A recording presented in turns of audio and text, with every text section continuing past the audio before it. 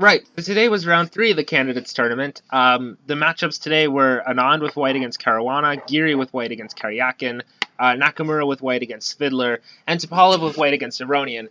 Only one game was decisive, as is tradition apparently. Aronian managed to win with black against Topalov. So I guess we'll start with that game.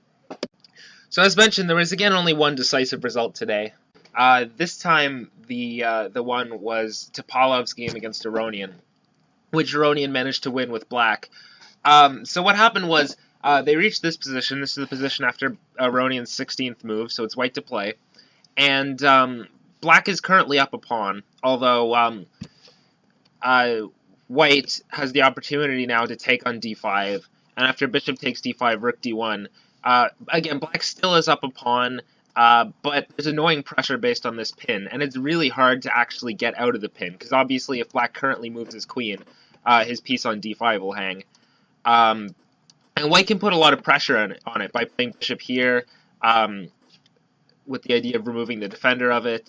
And white's got a lot of play for the pawn, just because how awkward this pin is for black, and how white's always got the chance to take on f6 at any moment he desires.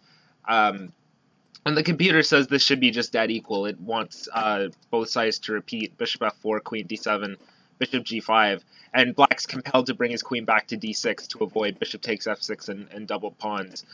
So that's probably how the game should have continued. Instead, unfortunately for Topalov, he decided to reverse the move order. He decided that, well, I can keep more tension in the position if instead of taking right away, I play rook d1 first and establish that pin right away. And he's arguing that there's more pressure now. Unfortunately, well, first of all, d4 is probably not the best way to continue, because after bishop to b2, this pawn is being lured forward and sort of farther away from a spot where it can actually be conveniently defended. So black will probably lose his pawn back like this. Unfortunately, Topalov did overlook a nice tactic, which Aronian did find, and that's knight takes e4. Which wins a second pawn, but it looks like this isn't possible because bishop takes e4, and it looks like white's just a piece up because of the pin on the d-pawn. Unfortunately, black has the move queen f6, which gets out of the pin while gaining a tempo on the rook. So white's got to save his rook, and then black can recapture his piece on e4 and be like 2 pawns up. So the best white can do is the desperado bishop takes h7 check, king takes h7, and then rook b1. But black's just a solid pawn up and should win without too much trouble. As well as the fact that after g5, it's awkward to find a good square for this knight. It has to go back to g2 where it isn't so good. Black even has ideas of playing something like king g7 and rook h8 and making use of the h-file. This pawn is passed and it's got the potential to be very strong, and black's generally far more coordinated than white is. So Topalov didn't capture on e4. He played bishop b2. But at this point, Aronian was basically 2 solid pawns up. White has a bit of play. Again, it's a bit awkward with the stuff on the d-file, but he definitely doesn't have enough compensation for 2 pawns. So basically, by this point, Aronian already had a clear advantage with black, which is pretty good. And he went on to win without too much trouble. Topalov made a few more mistakes near the end of the game.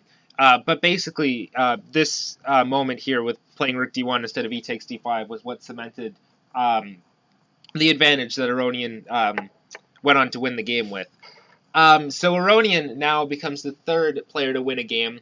He now pulls even with Anand and Karyakin for the lead in this tournament. But again, it's still early. A lot of things could happen from this point forward. So let's move on to the next game. So the Anand-Caruana game was mostly smooth sailing for both players. This position was reached out of a Berlin defense with d3, as is tradition. And this is actually a position that Anand has had himself on the black side. Caruana here played e takes d4, which is a new move, deviating from the stuff that previous black players in this position have played, like Anand and Hari Krishna and Erwin Lamy, and so forth. And after c takes d4, he played c5. So he's given white the center temporarily, and he's now striking back at it. And I think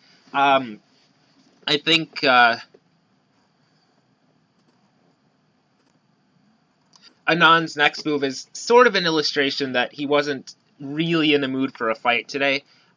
He played d takes c5, which is a decent move, mind you, but it's certainly not the ambitious try, because after bishop takes c5, well, black does have this isolated d-pawn, but there's not any clear ways for white to target it, and black's got some activity and compensation for it. Like, he's got play along the e-file, and he's got a square for his pieces on e5, and again, it's difficult to attack this pawn, because for one thing, bishop f4 is going to be impossible for a while because of the knight on g6. And yeah, it's going to be difficult to efficiently target it. So the position, white's got maybe a slight pull, but it's basically, for all intents and purposes, equal. And d takes c5 is definitely simplifying the position. I think if Anand was more in the mood for a fight on this particular day, he probably would have played either d5 or e5. D5 gaining space in the center and reaching a form of Benoni structure, or e5, which, you know, it does similarly complicating things. Anyway, d takes e5 is sort of a try for a simple, safe edge, but conceding that, well, black can probably hold a draw here, and Caruana did without really too much trouble. Yeah, that was about that. Both sides developed their pieces. And yeah. Problem is, white always has to be on the lookout for black playing d5, because if black gets d5 in, then everything is simplified and black's basically equalized without any trouble at all. But of course, d5 right away would run into stuff like e5, but that's a potential idea for black. But in the meantime, black is content to just sort of simplify the position. He went h5, just gaining space on the king side.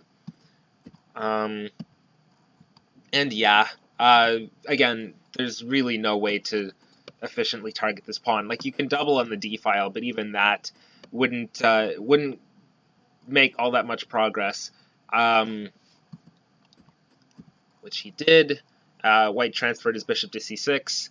And again, like, you can play something like queen d3 to attack it another time, but black can just defend it with rook e6, and it looks a bit funny, but black's holding everything, and there's not really...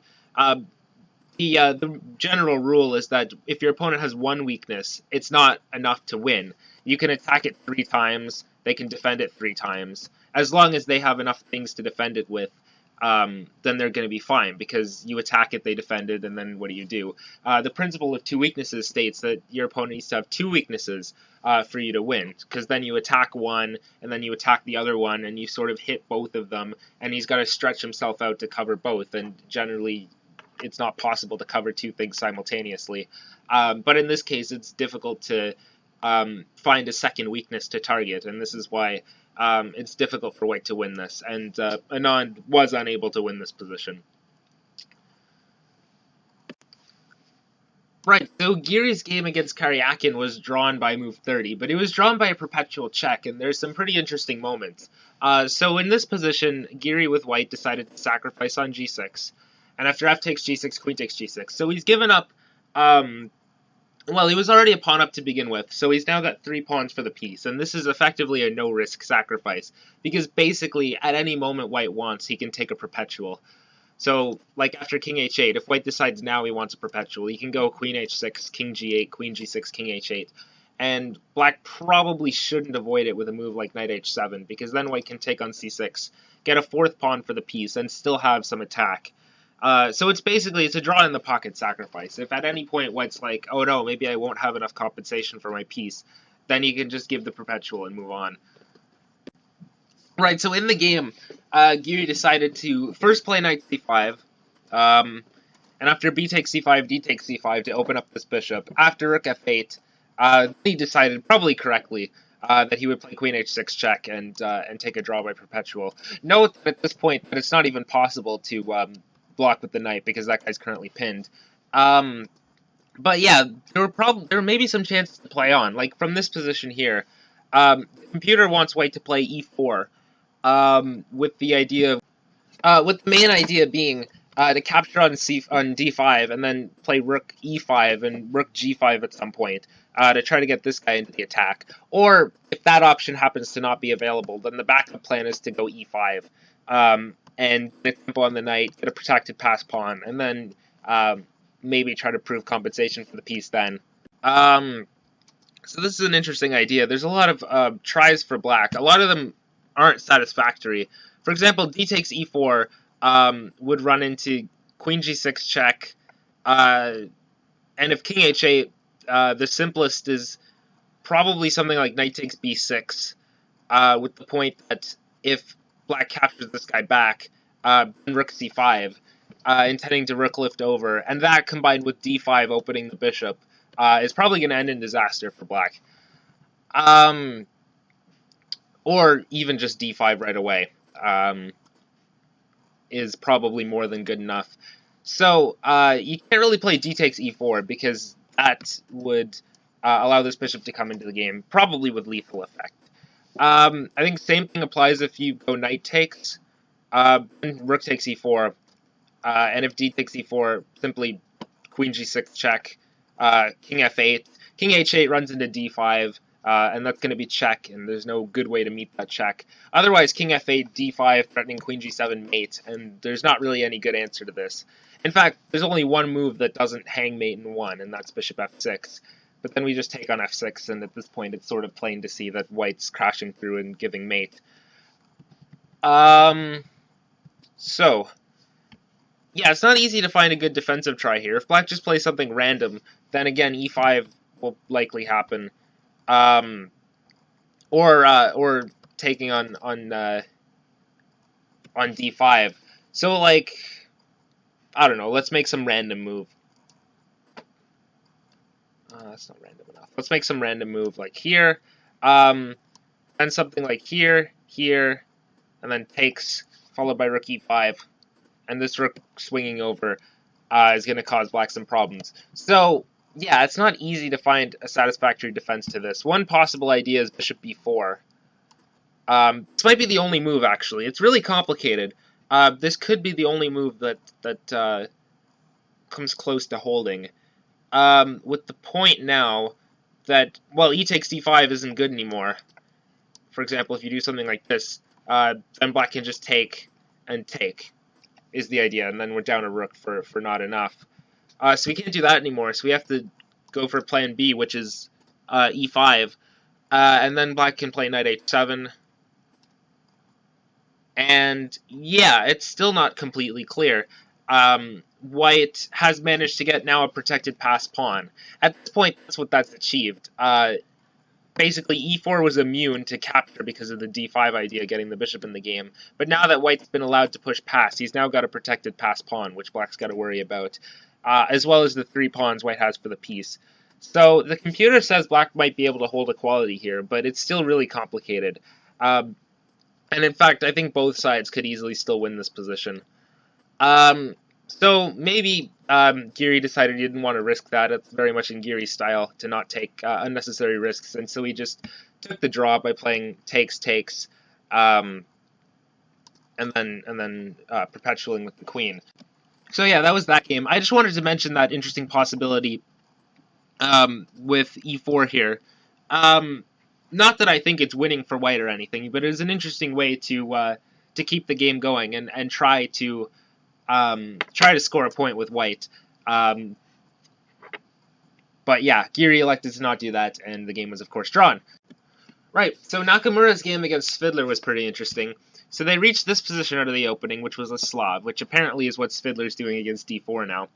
So they reached an IQP position, and before long, white managed to execute the d5 break, which is pretty common in IQP positions.